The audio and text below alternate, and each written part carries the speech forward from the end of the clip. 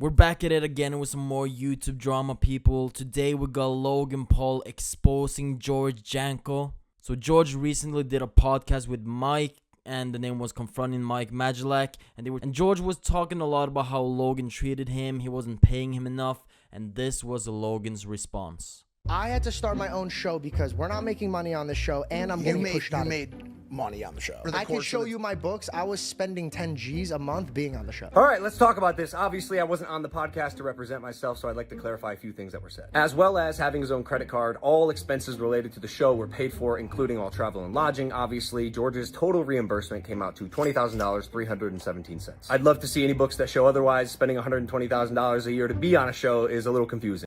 Damn, so as you guys can see, Logan came with the proof of everything. I feel like George was talking a lot of stuff but didn't really have any proof behind it. And if any of you guys watched the whole podcast that George had with Mike, you can probably see that Logan got painted in a pretty bad picture. He was put in a bad light, but now Logan is back to defend himself. So let's go on to the next points. This is a guy who's sending us screenshots of $11 million a week that he's making. This statement is so crazy that it's almost laughable. That would mean I'm making $572 million a year. I'm nowhere near that. What happened was Prime had a very successful month. I think we did like 60 to 70 million, and I sent it to our group chat because I was proud of the business. I was stoked to show the boys, and I think George maybe misinterpreted that as like my personal income.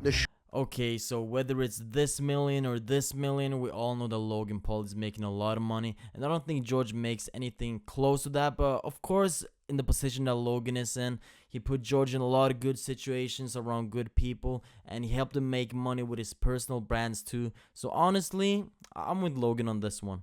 Show hit rock bottom, and we weren't getting paid. I was getting paid $5,000 a month. But you did make a sizable amount of money on the show. And by the What way, would you say, always grateful. I was always grateful like for that? it. Yeah, I don't like to talk about money. I know he doesn't want to talk money. I know he bleeped it out, but George made $317,000 in the 15 months that he got paid for on Impulsive. Okay, so 300,000, everyone. I feel like that's a really good payment. Like, that's a good check for being on a podcast for 15 months. But I don't know how much the total revenue they earn on Impulsives. Like, how much does Logan get from this? I don't know if he gets many millions, like 10 million, for example, and George gets 300K. Do you guys think that's, like, fair or no? Because honestly, I feel like Logan is the one that made me watch the show in the first place. It's not George, even though maybe I like George's podcast more, the one he has now. But still, like, for Impulsive, the thing that made me watch it first is Logan. And yeah, as a co-host or co-host, I don't know, like Mike is the co-host, but yeah, I feel like it's kind of fair. Let's listen to Logan more. The work requirements consisted of about 3 days a month, 3 hours each day, traveling the world, networking, and meeting some of the coolest people ever. It comes out to about $2,300 per hour, and he also had 10% equity of the entire show. That's what I'm saying, man. Like, Logan put him in a lot of good positions to meet the right people, network, and go in, like, get into a lot of cool events probably. And just being on Impulsive is a good look, man. So yeah, Logan gave him a lot of opportunities, and I think, honestly, I don't know if he's grateful enough for that. He keeps saying he's grateful, but I don't think he sees the bigger picture of this thing. Like, me personally, I would even go free on Impulsive just to get the exposure and everything I could do from that. But obviously, yeah, it's fair that he gets paid. He's Logan's, like, long-term friend and stuff. But like if you think, like, if you look at this from a business perspective, like, it's good exposure and all this to be around Logan. He has a lot of hype, WWE, and a lot of more things right now. So yeah. Not you, not Caleb, not Kevin, not Dylan. Nobody fucking called me when I got fired. George did not get fired. He quit. I'll touch on that in a second. But after he quit, I called him frequently. I reached out. I wanted to reconcile the friendship. I invited him to my birthday party and WrestleMania and even my ranch a few weeks later. He chose not to come. He also unfollowed all the people he mentioned on Instagram, which is maybe why they didn't call him. I don't know. I can't speak for them, but he still does not follow them to this day. Okay, so I wonder what you guys think about this. Is it petty, like, unfollowing those people? And, like, could everyone in Impulsive have done wrong against George? Honestly, I don't know. I don't know how many people work there, but I think Logan mentioned, like, 3-4 people, and that George unfollowed all of them. So he probably wanted to, like, distance himself from the show.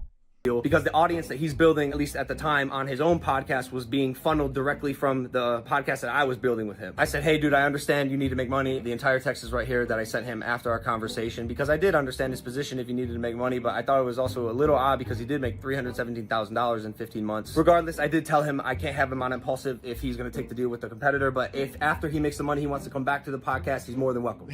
Okay, so this seems pretty fair to me, and it seems like George has some good points, Logan has some good points, and honestly, I feel like they should talk personally, because I feel like George got pretty embarrassed and he got made fun of, and he got put in a bad light, by Impulsive, and Logan and Mike and the other people are kind of going against him. Not like going against him, but they made him look a certain way that George didn't like, and I really understand that. So now George is trying to clear it up on the internet, and now we can see this is what the internet does to friendship, guys.